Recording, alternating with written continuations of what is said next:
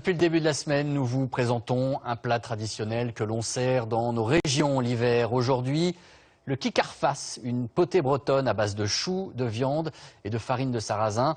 Alors dans le Finistère, les familles se transmettent cette recette de génération en génération. Nous avons suivi la recette de Nicolas Conro, un jeune chef breton qui vient d'obtenir sa première étoile. Reportage de Romuald Bonan et de Gabriel Camilla.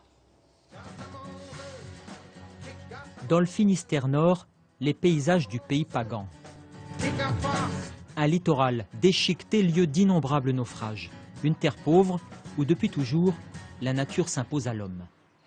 C'est aussi l'un des berceaux du kikafars, une potée bretonne où le chou est roi.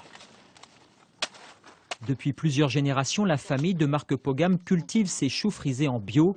Ils sont coupés de l'automne à fin mars, la saison du kikafars. Et ici en Bretagne, dans les petits jardins familiaux, il y a toujours eu des choux pour faire les potées.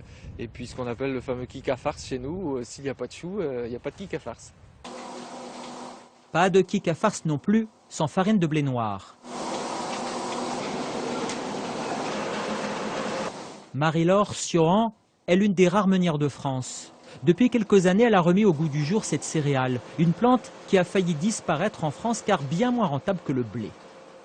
Donc là, vous voyez, c'est la graine de blé noir, la petite graine bretonne, la harpe noire, la variété harpe noire que l'on travaille. Après au moins 6 passages dans le moulin et le tamis, la mouture est achevée. Un vrai travail d'orfèvre, car le kikafars c'est une affaire de sentiment. Les gens mangent du kikafars parce que dans leur enfance, ils ont mangé du kikafars, donc ils veulent retrouver le même goût que leur grand-mère faisait et tout. C'est très important. Direction maintenant les fourneaux de Nicolas Conro. Pour son kikafars, ce jeune chef étoilé reprend une vieille recette familiale. Retour de marché.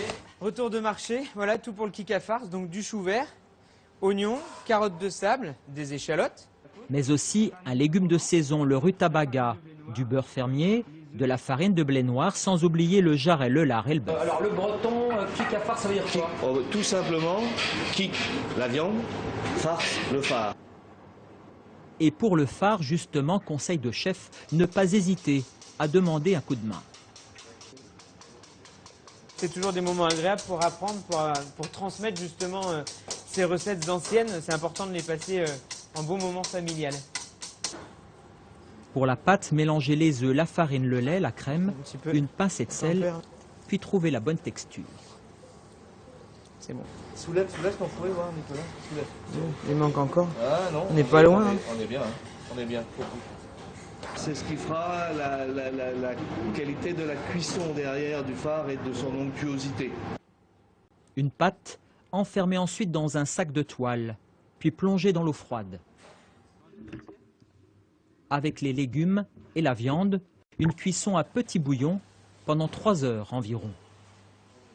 Largement le temps pour un petit détour par le musée local, car en Finistère, le kikafars appartient au patrimoine culturel. Le kikafars c'était plutôt le plat du pauvre, donc la famille le faisait le dimanche et ensuite on avait encore tous les légumes pour toute la semaine. Ça sent bon ça.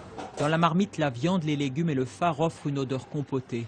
Dernière étape enfin pour respecter la tradition, le blé noir qu'il faut émietter. Au final, dans l'assiette, un plat d'hiver, aux saveurs d'autrefois. C'est un plat riche en histoire, riche en calories aussi, parce que c'était fait à l'origine pour que les gens puissent tenir une journée avec un repas, travailler dans le froid, dans des conditions pénibles. Le kikafars, symbole de tout un terroir à la fois simple et authentique.